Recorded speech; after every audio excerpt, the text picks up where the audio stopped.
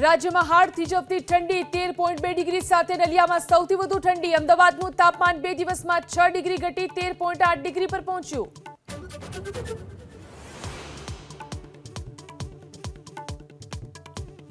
ખ્યાતિકાંડમાં એસઆઈટીની ટીમે સંજય પાટોડિયાને સાથે રાખી હોસ્પિટલમાં કરી તપાસ. તમામ સર્જરીના 20 થેલા ભરીને સાહિત્ય કબજે. સોફ્ટવેર મળી આવતા ખુલશે અનેક રહસ્યો.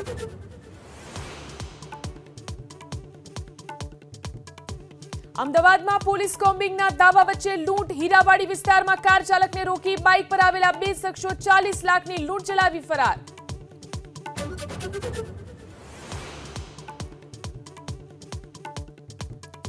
ઇન્ડિયા ગઠબંધનના નેતાના સવાલ પર યથાવત છે સંગ્રામ. હવે શરદ પવારે પણ કર્યું મમતાનું સમર્થન. કોંગ્રેસ બોલી રાહુલ જ કરી શકે છે નેતૃત્વ.